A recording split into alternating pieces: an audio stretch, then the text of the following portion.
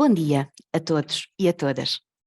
Em nome do Instituto Nacional para a Reabilitação, damos as boas-vindas a todos e a todas nesta sessão de apresentação da dissertação de mestrado vencedora da menção honrosa do Prémio para as Ciências Sociais e Humanas, o papel da videoconferência na comunicação de adultos com dificuldade intelectual.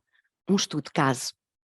Vamos dar início a esta sessão, dando a palavra a Maria Helena Alves, Presidente do Júri do Prémio para as Ciências Sociais e Humanas, que passo a apresentar muito brevemente. Maria Helena Regêncio Alves é licenciada em Psicologia pela Faculdade de Psicologia e Ciências da Educação, em 1981, peço desculpa, exerce atualmente funções de técnica superior no Instituto Nacional para a Reabilitação e desde 2014 é Presidente do Júri do Prémio para as Ciências Sociais e Humanas do INR. A sua atividade profissional de mais de 4 décadas tem-se desenvolvido sempre na área da inclusão das pessoas com deficiência, iniciando-se em 1977 com um voluntariado no Centro de Reabilitação Carlos Gulbenkian, em Lisboa. No Instituto Nacional para a Reabilitação, concebe e dinamiza formação em temáticas relacionadas com a inclusão das pessoas com deficiência e sobre instrumentos de defesa dos seus direitos, nomeadamente a Convenção sobre os Direitos das Pessoas com Deficiência, e desenvolve apoio técnico a projetos inclusivos em organismos públicos e outros serviços, entre outras atividades. É docente convidada no Instituto Superior de Psicologia Aplicada, ISPA, desde 1996, lecionando disciplinas na área da deficiência, sobretudo na temática das pessoas surdas e ensino da língua gestual portuguesa, no mestrado integrado em Psicologia e no Departamento de Formação Permanente. Maria Helena Alves, passo-lhe a palavra. Então, um bom dia. Passo então a apresentar o Prémio para as Ciências Sociais e Humanas e em especial a missão do Instituto Nacional para a Reabilitação, que tem por missão assegurar o planeamento, a execução e coordenação das políticas nacionais destinadas a promover os direitos das pessoas com deficiência, a igualdade, a garantia da igualdade de oportunidades, o combate à discriminação e a valorização das pessoas com deficiência, numa perspectiva de promoção dos seus direitos fundamentais, e estes são os princípios que norteiam a atuação do Instituto Nacional para a Reabilitação. O objetivo deste Prémio para as Ciências Sociais e Humanas visa, sobretudo, sensibilizar as universidades, os estudantes dos graus de ensino superior de mestrado e doutoramento e a comunidade académica em geral na área das ciências sociais e humanas para a produção de trabalhos académicos e desenvolvimento de conhecimento sobre a deficiência e a inclusão. Este prémio foi criado em 1995, com a designação de Maria Cândida da Cunha, no âmbito do programa CIT, Ciência, Inovação e Tecnologia, para distinguir projetos científicos de excelência nas áreas da deficiência e da inclusão. Os objetivos do prémio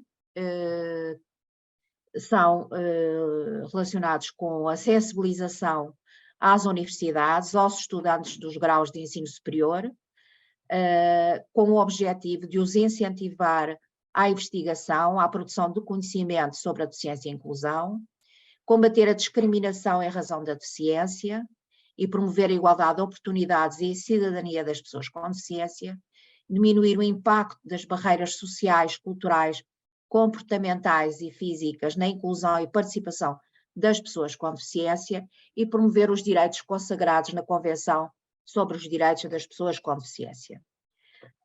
Em 2022, aqui está o gráfico da evolução das candidaturas ao prémio, e em 2022 foram admitidos ao prémio 23 trabalhos de diferentes áreas científicas.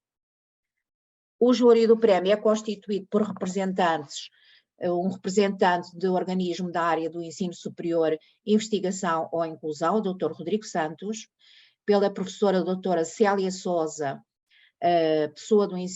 professora do ensino superior de reconhecido mérito no domínio das ciências sociais e humanas, pela professora doutora Célia Fernandes, individualidade de reconhecido mérito na área da inclusão das pessoas com deficiência, pela professora doutora Ana Margarida Cavaleiro, da Associação Portuguesa de Familiares e Amigos de Docentes de Alzheimer, representante de uma organização não governamental de pessoas com deficiência, pela mestre Patrícia Santos, especialista convidada pelo júri na área da deficiência e inclusão, e por mim, que represento o Instituto Nacional para a Reabilitação como presidente do júri.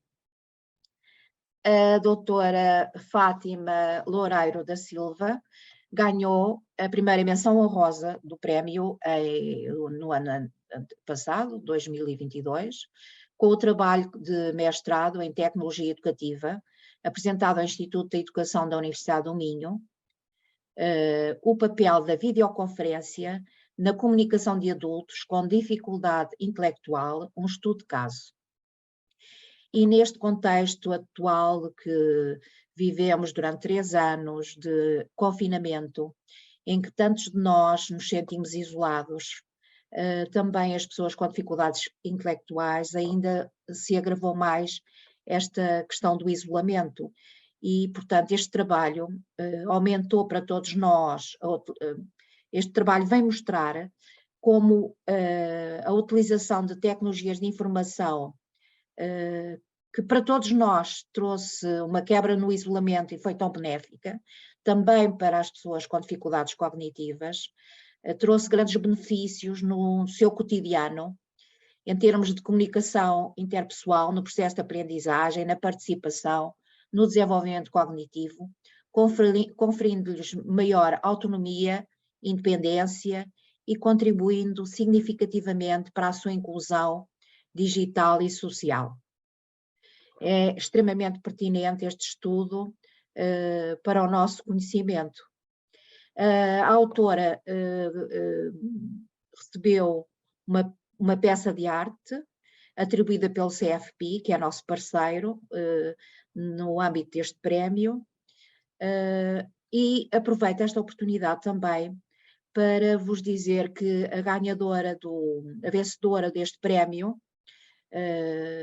das Ciências Sociais e Humanas em 2022 apresentou o seu trabalho, uma tese de doutoramento, sobre o programa piloto para a inclusão de pessoas com dificuldades intelectuais e desenvolvimentais no ensino superior. A doutora Marisa Alexandra Maia Machado apresentou este prémio no dia 15 de março de 2023, igualmente numa sessão informativa da biblioteca, para a qual também vos convido a visualizar. Muito grata pela atenção e passo a palavra à doutora Maria de Fátima Silva. Muito obrigada pela sua apresentação, Maria Helena Alves. Vamos ouvir de seguida a nossa convidada, Maria de Fátima Silva, vencedora da menção honrosa do Prémio para as Ciências Sociais e Humanas. Maria de Fátima Loureiro da Silva é licenciada em Sistemas de Informação para a Gestão pelo Instituto Politécnico do Cávado e do Ave. Fez profissionalização em serviço no Instituto de Educação da Universidade de Lisboa e é mestre em Ciências da Educação pela Universidade do Minho. Iniciou, em 2004, o seu percurso profissional como professora e, ao longo dos seus 19 anos de serviço docente, lecionou essencialmente disciplinas na área da informática e, em 2017, envereda também pela área da educação especial. É professora do quadro do agrupamento de escolas Val do Tamel e atualmente exerce funções na APACI, Associação de Pais e Amigos centrada na inclusão, em Barcelos, onde é diretora pedagógica do Centro de Ensino Especial e membro do Gabinete de Comunicação e Imagem da instituição.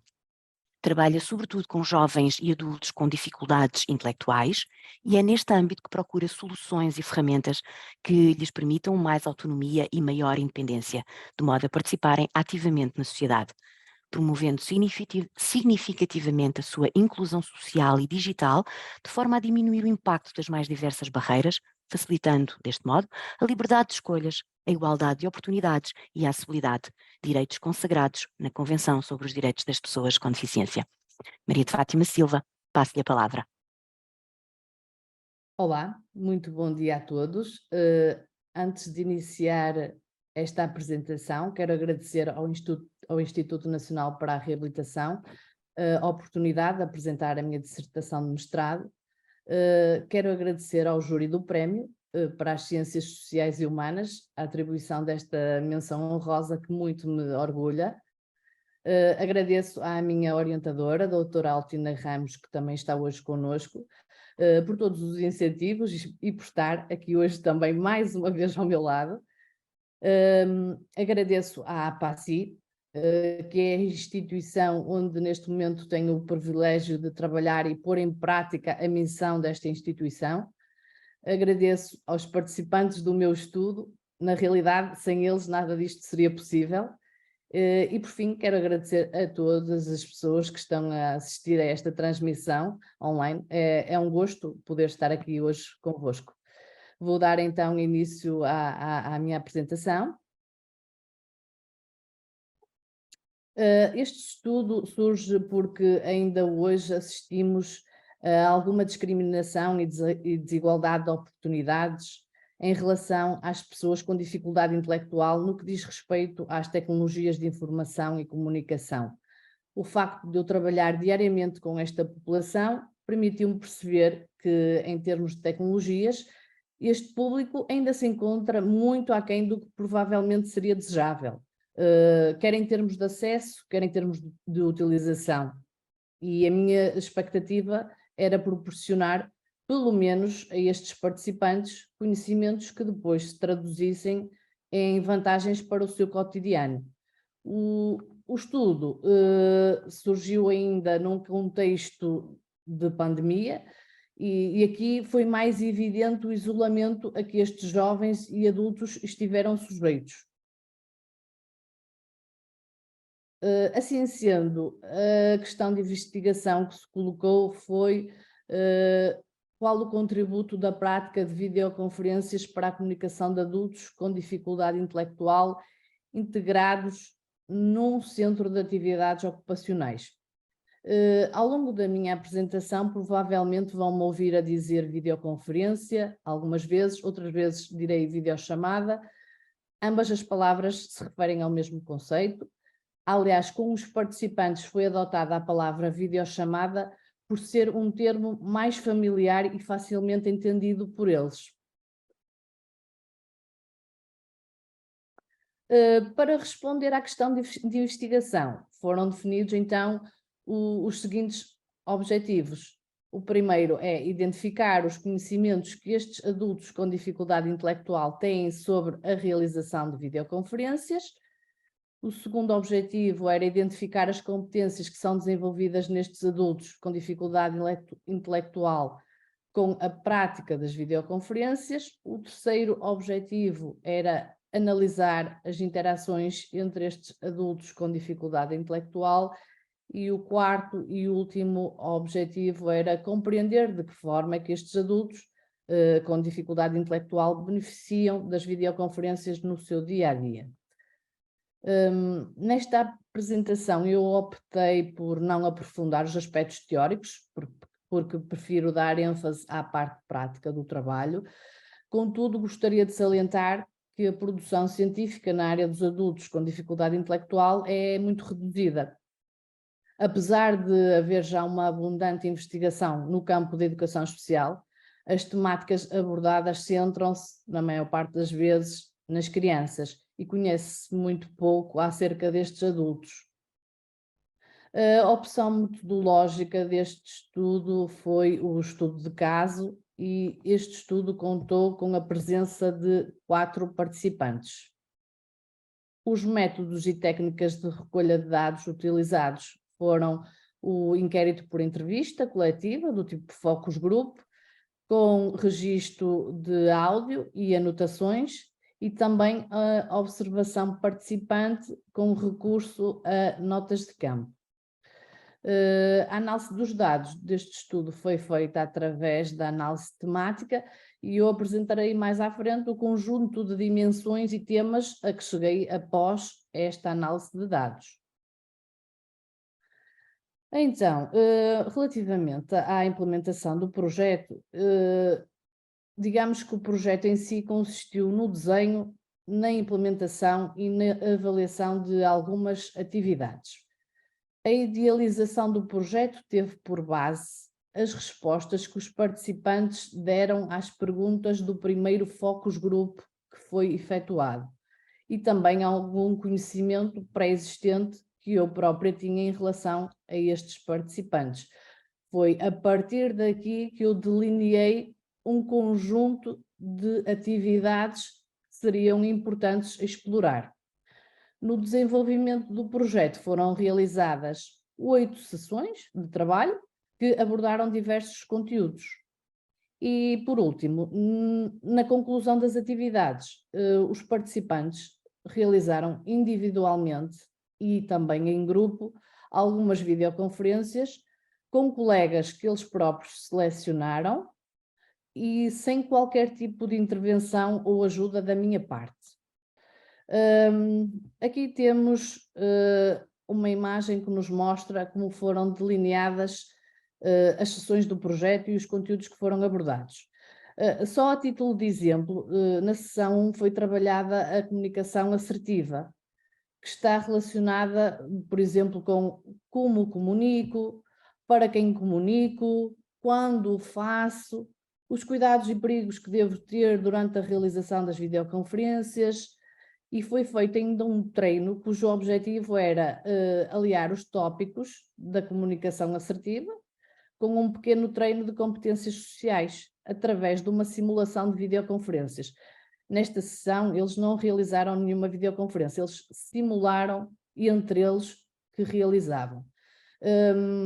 Estes conteúdos daqui da primeira sessão surgem porque, através das respostas do primeiro Focus Group, eu apercebi-me que havia um comprometimento ou até mesmo uma falta de conhecimentos relativo a algumas competências sociais que era muito importante trabalhar antes de passarmos à prática.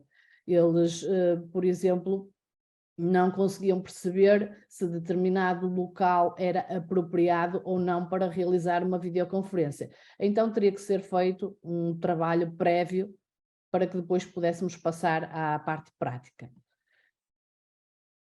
Aqui temos alguns exemplos daquilo que foi realizado nas sessões. Na maior parte das vezes eu procurei desafiá-los a chegar àquilo que se pretendia, em vez de lhes dar logo as soluções para os desafios colocados. Temos um exemplo disso logo na imagem número 1, em que é proposto um desafio. Eles, a partir de um conjunto de imagens fornecidas, tinham que retirar os materiais que estavam nessas imagens que eram necessários para realizar uma videoconferência. Já o objetivo das imagens 2 e 3 era que os participantes conseguissem identificar o que é que estava errado naquelas situações que estavam refletidas. Na segunda imagem era suposto eles perceberem que a câmara estava mal posicionada, e na terceira imagem que temos aqui era suposto eles também perceberem que aquilo não era um local apropriado para a realização de uma videoconferência.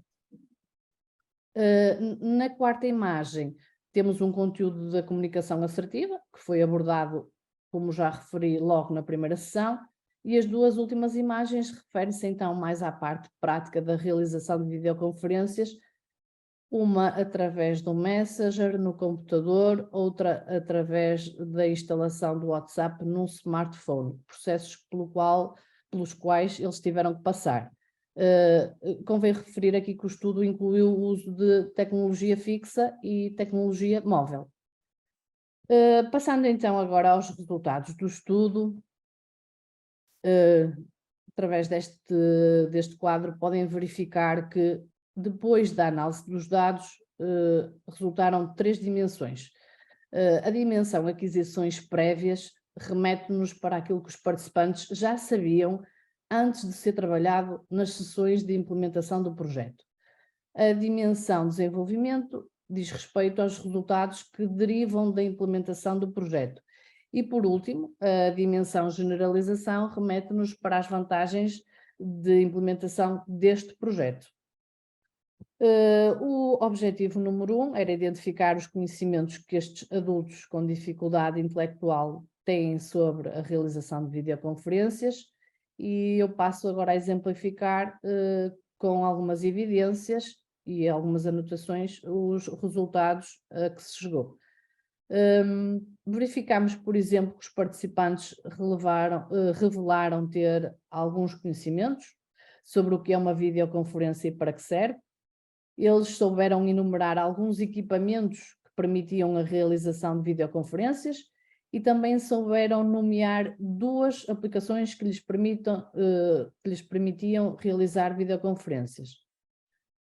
Já em termos sociais, eles sabiam, por exemplo, que se devia começar uma videoconferência por cumprimentar as pessoas que estavam do lado de lá e tinham alguma noção de que deveriam estar bem arranjados.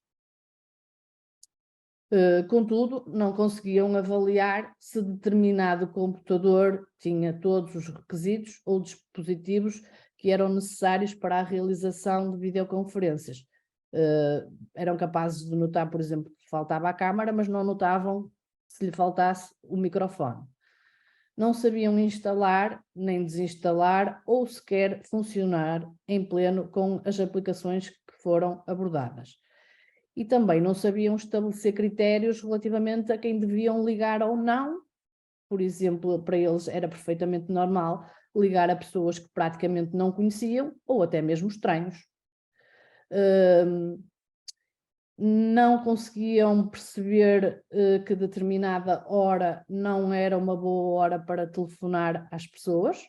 Portanto, para eles qualquer hora era, digamos que, uma boa hora para o fazer.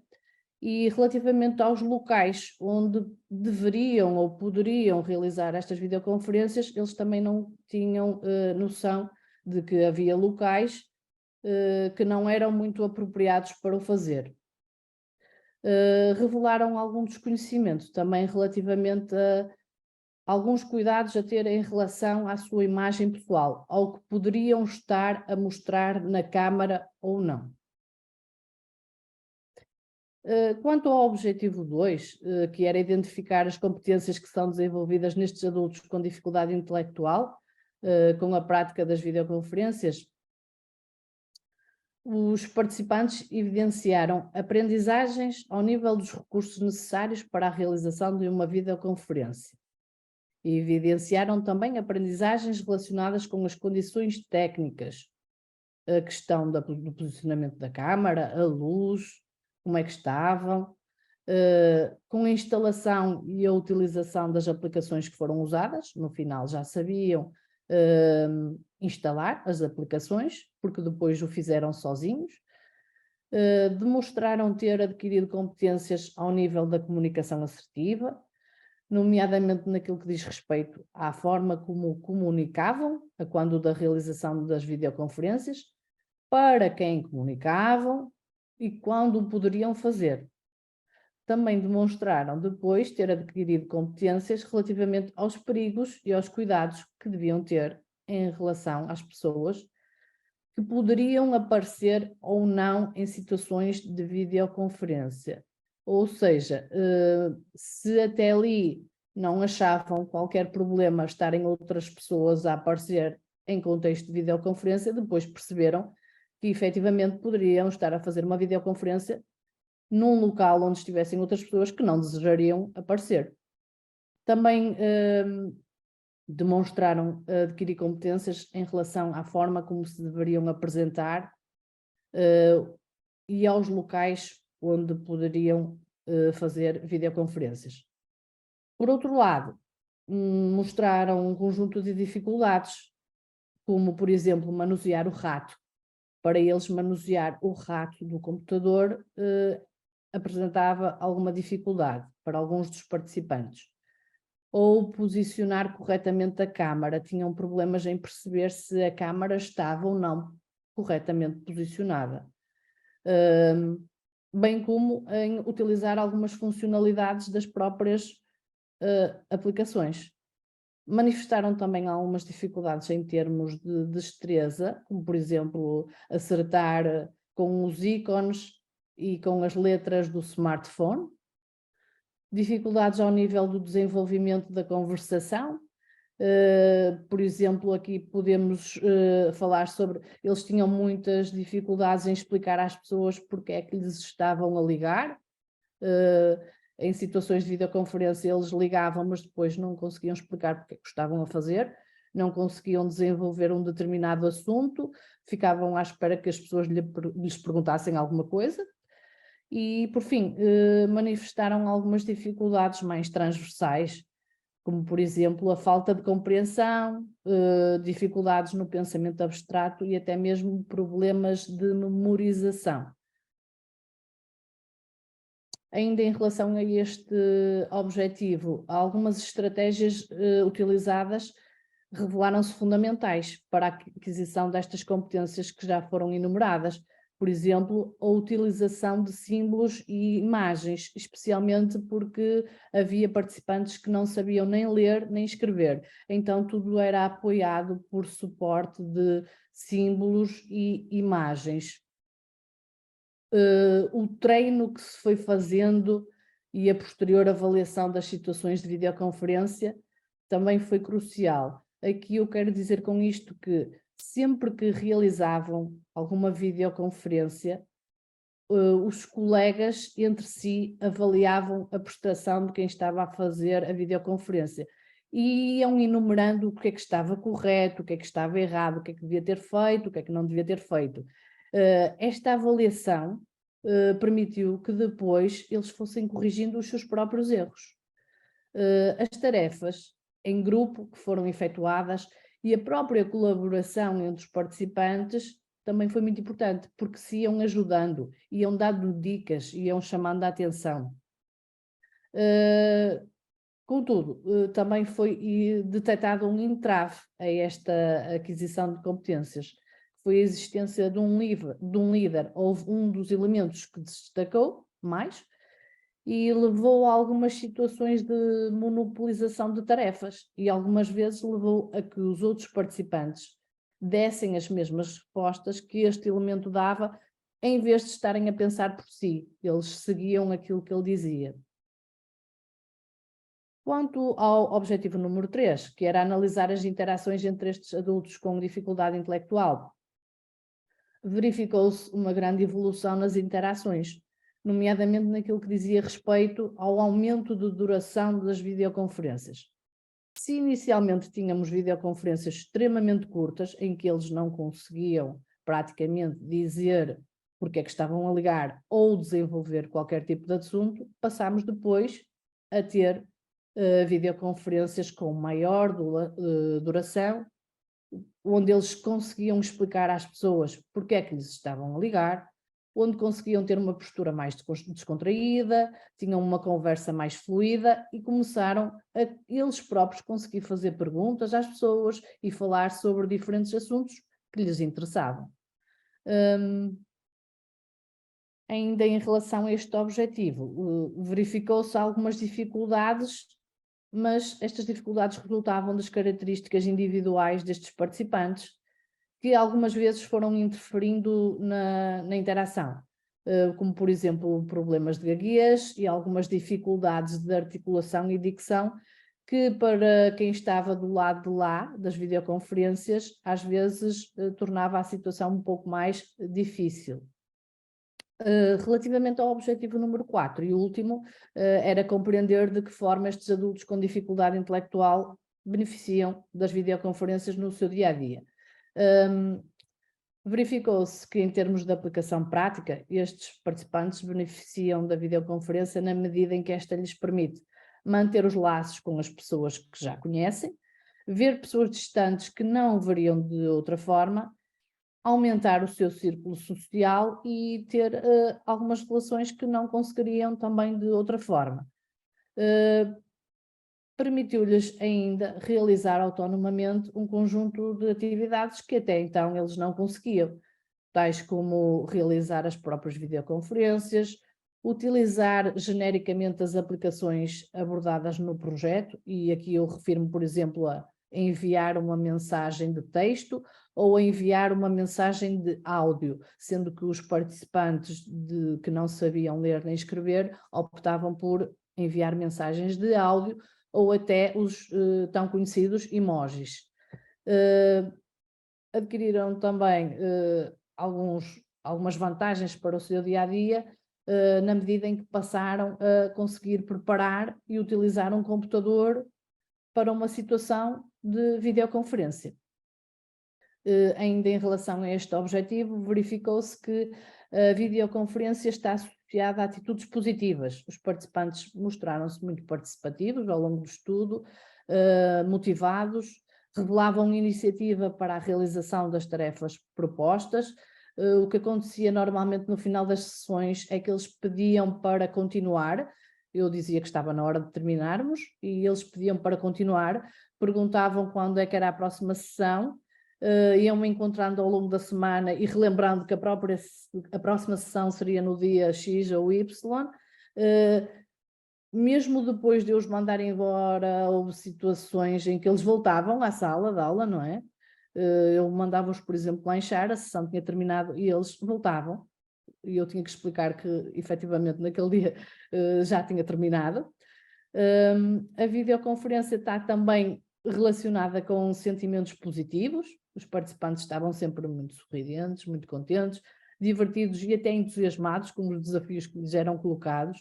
Sempre que viam alguém, faziam alguma videoconferência e viam as pessoas que eles normalmente selecionavam do lado de lá, para eles era um motivo de grande alegria, não é?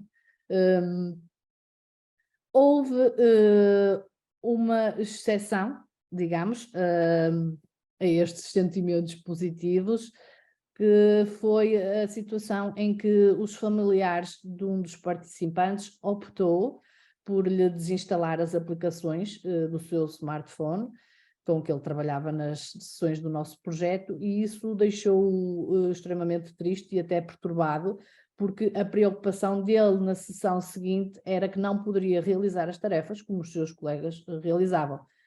Aqui eu arranjei outro smartphone para ele utilizar durante as sessões e ficou tudo resolvido. Numa perspectiva de continuidade do projeto, os participantes gostariam de incluir mais colegas nesta atividade. Acharam que poderiam haver mais participantes nestas sessões, gostariam de fazer vídeos engraçados para depois poderem enviar às pessoas e queriam muito realizar videoconferências com algumas pessoas famosas. Queriam falar com famosos que estivessem do lado de lá. Portanto, deste modo, chegamos à conclusão que estes adultos, apesar das dificuldades manifestadas, tinham alguns conhecimentos técnicos e sociais sobre a videoconferência. Identificámos um conjunto de competências promovidas pelo próprio projeto. Concluímos que houve evolução nas interações estabelecidas ao nível da participação, da conversação, do próprio comportamento. E verificamos ainda que a videoconferência proporcionou uma maior autonomia, interesse, motivação e permite que estes adultos mantenham as relações pessoais com as pessoas que conhecem e que até construam novas relações. Concluímos então que a videoconferência, que é um meio de comunicação eletrónica amplamente utilizada atualmente, se revelou facilitadora da integração e da inclusão das pessoas com dificuldade intelectual. E assim dou por concluída a minha parte da apresentação, agradecendo mais uma vez a presença de todos. Obrigada. Muito obrigada pela sua excelente apresentação, Maria de Fátima Silva. Passamos agora a palavra a Maria Altina Ramos, da Universidade do Minho. Maria Altina Ramos é professora e investigadora no Departamento de Estudos Curriculares e Tecnologia Educativa do Instituto de Educação da Universidade do Minho. É investigadora do Centro de Investigação em Educação. Tem pós-doutoramento em Educação na Pontifícia Universidade Católica de São Paulo, Brasil. Doutoramento em Tecnologias de Informação e Comunicação na Universidade do Minho, mestrado em Multimédia e Apprentissage des Langues na Universidade de Toulouse, Le Miral, reconhecido pela Universidade de Lisboa como mestrado em Linguística, licenciatura em Línguas e Literaturas Modernas na Faculdade de Letras da Universidade do Porto. Dá aulas de licenciatura, mestrado, doutoramento e pós-doutoramento nas áreas de tecnologias educativa e metodologia de investigação em educação. Orienta teses de doutoramento, dissertações de mestrado e estágios profissionalizantes.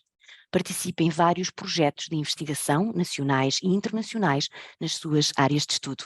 Tem várias publicações sob forma de artigos e capítulos de livros em Portugal e no estrangeiro. Maria Altina Ramos, passo-lhe a palavra. Obrigada, bom dia a todas as pessoas que nos ouvem e aos meus colegas de mesa. Não vou citar nomes porque corro risco de me esquecer de alguém.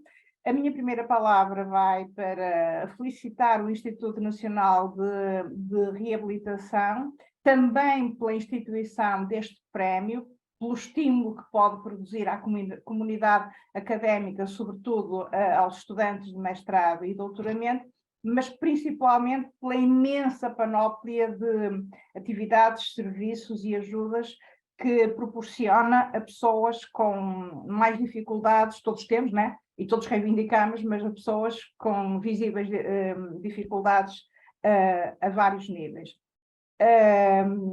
Felicito também na pessoa da professora Maria Helena, todo o júri, por um aspecto que me chamou a atenção. Eu não conheço os outros trabalhos, naturalmente, mas é preciso ser muito competente e ser muito sensível para encontrar na tese da Fátima um bom trabalho, porque a tese da Fátima não é espetacular, não é daquelas coisas que saltam à vista. A tese da Fátima é um trabalho muito profundo, muito sério, muito útil, muito certinho, mas aparentemente não é daqueles trabalhos que saltam aos olhos, que são coloridos, saltitantes, etc. Portanto, parabéns também pela sensibilidade de irem ao fundo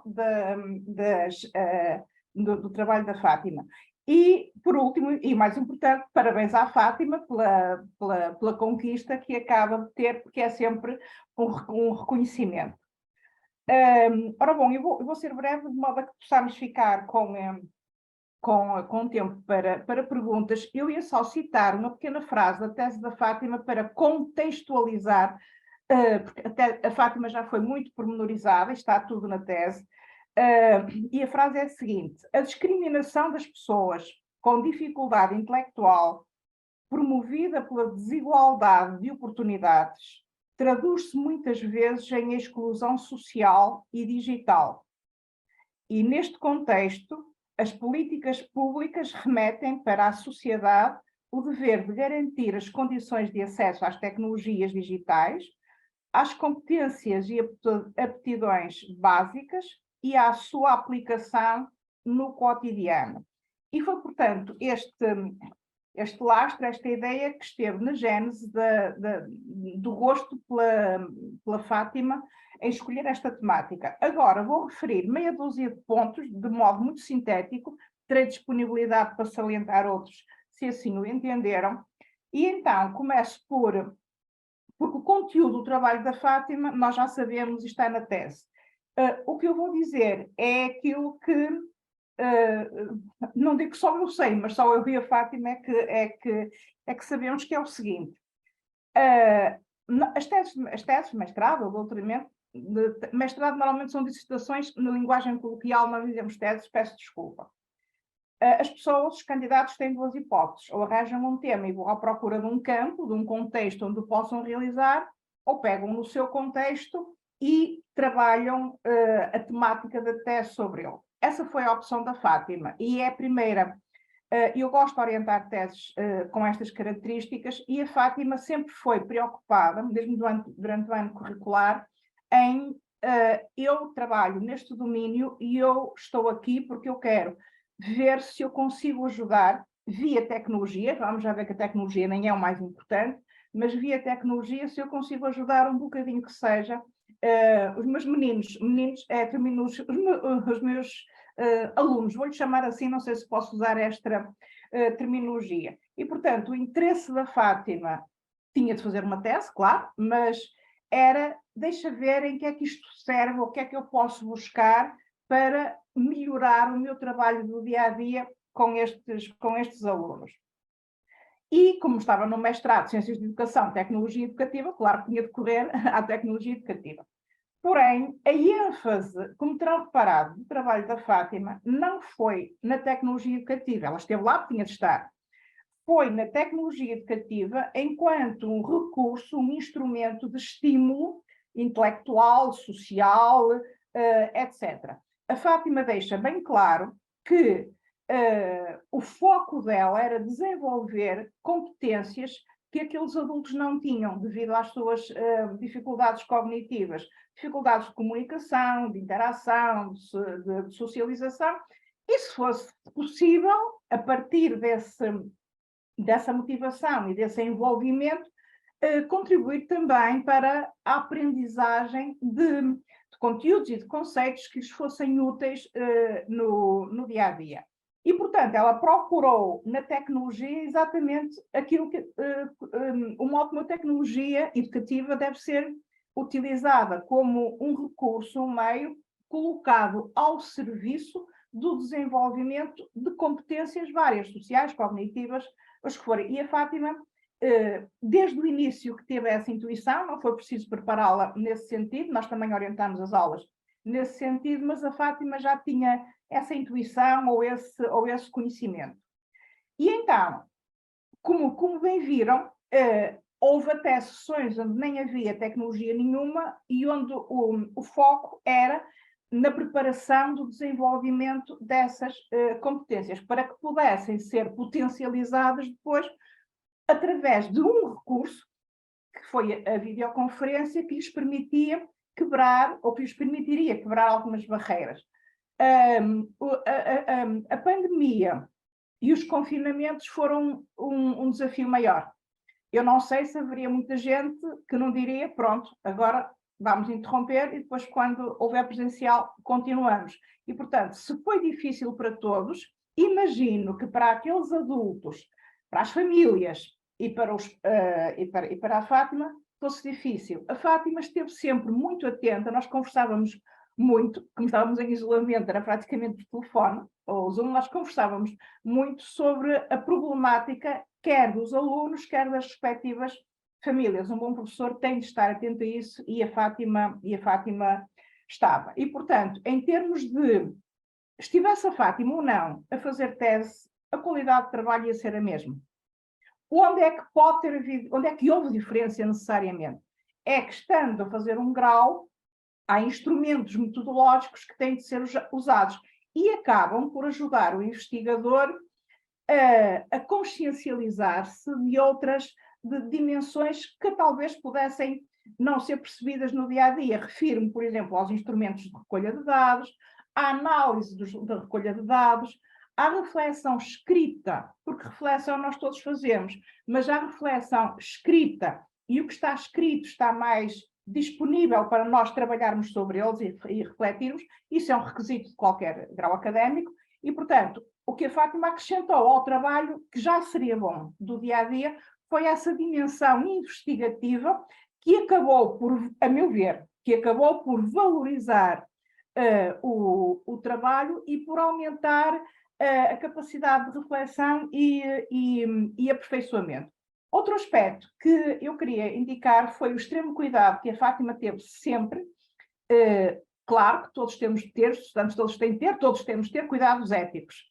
As universidades, há um código ético nacional e internacional e há um código ético de cada universidade. A Fátima cumpriu à risca todos esses cuidados, todos os cuidados éticos, e sempre teve um enorme respeito, um imenso respeito, que entra também nos cuidados éticos, quer pela pessoa de cada um dos adultos, dos alunos, quer pelas famílias, quer pelos contextos. E isso também é digno de louvor. Tê-lo-ia em qualquer contexto, mas no caso da tese ficou bem plasmado.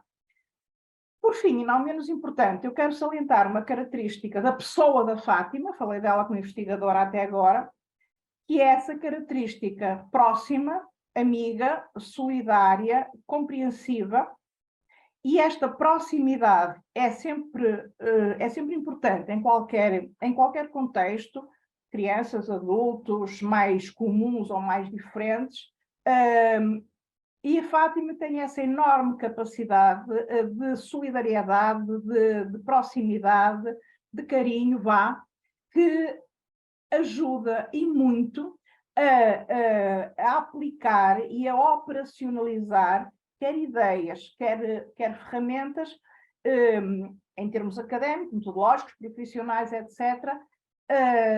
E penso que para trabalhar com este tipo de sujeitos, as pessoas serão escolhidas também por isso. portanto, eu felicito quer o INR, quer a Fátima, quer as pessoas que escolheram os trabalhos, imagino que haja muitos outros trabalhos, também com qualidade. O trabalho da Fátima, estou a repetir, eu sei, não é daqueles trabalhos que a gente diz que espetacular, vai salvar o mundo. Não há trabalhos que salvem o mundo, mas melhorou, e isso para mim é um passo gigante, melhorou o contexto em que ela estava inserida. Melhorou um bocadinho a tal gotinha de água, melhorou um bocadinho o contexto de trabalho dela e, sobretudo, a vida daquelas pessoas, daqueles adultos. Portanto, eu felicito a Fátima e gostaria imenso, desejava muito que tivesse condições pessoais, profissionais, etc., para continuar com este trabalho e, se possível, expandi-lo. Fui muito sintética, mas foi intencional, para ver se dá tempo para algumas perguntas. Muito obrigada. Se em alguma coisa eu fui omissa, por favor, perguntem, está bem? Muito obrigada pelas suas palavras, Maria Altina Ramos. E agora damos a oportunidade aos nossos participantes, pelo que agradecemos que nos coloquem as vossas impressões e questões aqui no bate-papo do Zoom, ou que as dirijam às nossas convidadas, ligando o microfone e a câmara para o efeito.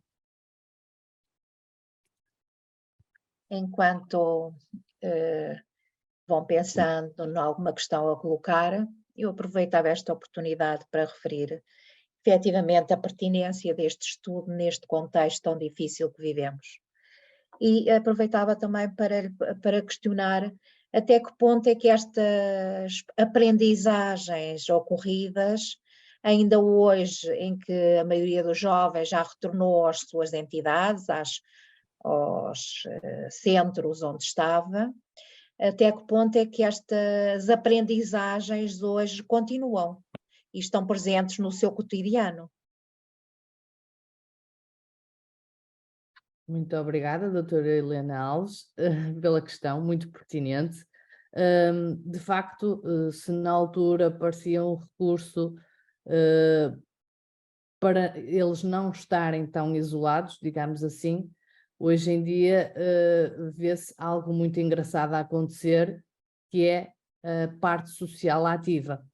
Portanto, aquilo que aprenderam, eles fazem-no agora em termos sociais, quer entre eles, quer com os seus familiares, pares de outras instituições, e tem sido muito agradável de ver, porque hoje em dia os vemos com o seu smartphone, trocam mensagens, quer seja de texto, quer seja de áudio, e utilizam em videochamadas que eu própria já vi acontecer, e o que é muito bom, mesmo para eles, porque lhes dá a sua autonomia, a sua forma de estar. É um passo para eles, é um passo neste momento para a socialização. Se foi um passo em termos de aprendizagem, agora é um passo para a socialização e até para a sua inclusão. Sim, doutora Maria Altina Ramos? Eu tenho uma pequena provocação, não é bem uma pergunta. É perguntar à Fátima se ela, para além daquilo com que eu terminei, desejar que continue a trabalhar neste sentido, a melhorar, a apurar, a usar, a desenvolver outras competências, se possível, porque eu da área não entendo, se vê alguma possibilidade e se tem alguma disponibilidade para envolver outros pares seus, ou de proximidade, as pessoas que trabalham mais próximo, ou na sua associação, ou seja como for, suscita-lhe algum interesse este tipo de envolvimento de outros colegas, de modo a que a experiência possa ser replicada. Já sei que tem uma tese e as pessoas podem olhar para ela e aprender um pouco, mas a dimensão de motivação e de formação com gente, com um humano, presencial ou online, claro, experiência presencial, mas é sempre mais difícil, se isso suscita algum interesse ou se de todo não está disponível para esse tipo de trabalho. Obrigada, doutora Altina. Sim, até porque acho que seria um trabalho ficaria estagnado, seria inglório se não houvesse alguma continuidade. Portanto, seria muito interessante, de facto, passar esta aprendizagem ou este método aos meus pares, para o poderem replicar noutras instituições, outras associações, ou até mesmo em escolas, se assim o desejassem. Porque assim também conseguiríamos chegar a um maior número de adultos, jovens, crianças, o que quer que fosse. É um pequeno passo e podemos replicá-lo. Obrigada, Fátima, era exatamente essa a ideia. Não tivemos oportunidade de falar isso antes, mas fica dito. Obrigada. Obrigada pela sua questão. Mais algum participante? Alguma participante quer colocar alguma questão, fazer alguma observação? Não creio que tenhamos mais perguntas. Muito obrigada a ambas. Agradecemos então Obrigada, eu. a vossa presença aqui. Passamos agora a palavra então à doutora Fátima Alves, diretora de serviços da Unidade de Investigação, Formação e Desenvolvimento do Instituto Nacional para a Reabilitação. Obrigada, Helena. Então, em primeiro lugar, agradecer à doutora Fátima Silva pela sua apresentação deste estudo de caso. Renovo os meus agradecimentos à doutora Fátima Silva pela sua brilhante apresentação deste estudo de caso, também à professora doutora Maria Altina Silva Ramos pelos seus pertinentes comentários que fez no final e que congregam de facto aquilo que me foi dado assistir durante esta apresentação. Agradecer à equipa da biblioteca, sempre incansável, na organização, nos contactos, no teste de que tudo corra bem nesta sessão de hoje, à equipa da comunicação e eventos por nos proporcionar aqui este espaço de partilha, também à distância, também ele de novas tecnologias, e agradecer à equipa de interpretação de língua gestual portuguesa, à Sofia e ao Luís, que aqui estão a dar voz também e a dar conhecimento às pessoas surdas sobre estes importantes estudos e estes importantes trabalhos. Posto isto, apenas destacar em termos de trabalho de investigação. É de facto um estudo de caso que tem esta sensibilidade que a professora Maria Altina destacou. A área das pessoas com deficiência intelectual é um público que é demasiadas vezes esquecido nas ofertas formativas, até pelas dificuldades que as mesmas apresentam.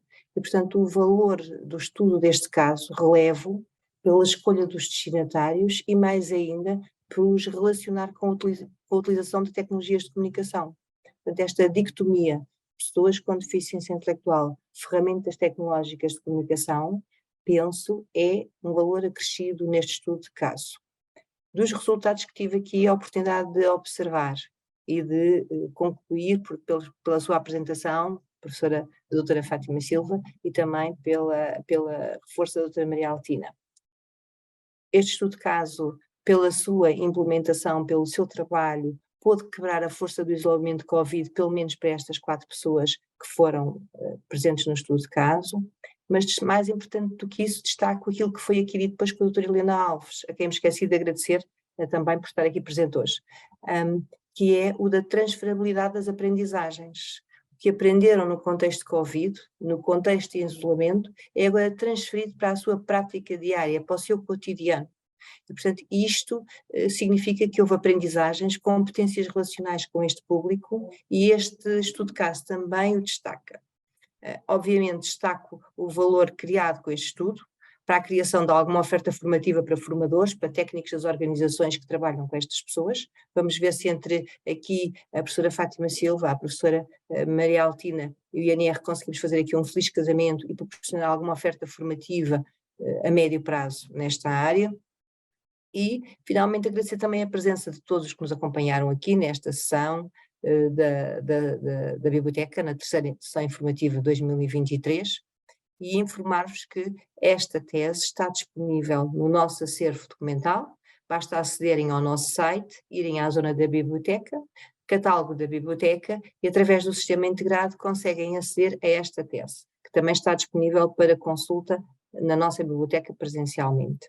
E pronto, é mesmo isto. Foi um gosto ouvi-la, doutora Fátima Silva. Foi um gosto, de facto, aqui estar a perceber que há trabalho com estes públicos, tão esquecido muitas vezes nas áreas da investigação.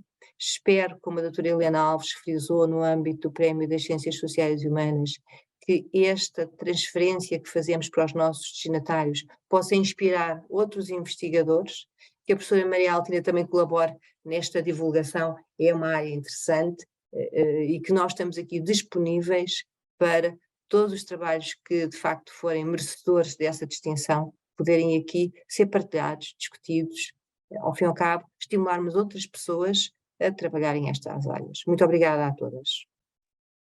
Muito obrigada pelas suas palavras, doutora Fátima Alves. E chegamos ao final desta sessão. Resta-nos agradecer a participação de todas e de todos e convidá-los para que nos acompanhem através da nossa página web e nas redes sociais.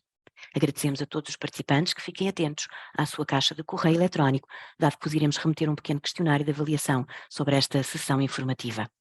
Lembramos também que esta sessão ficará disponível no canal do YouTube do Instituto Nacional para a Reabilitação, que apelamos a todas e a todos que subscrevam.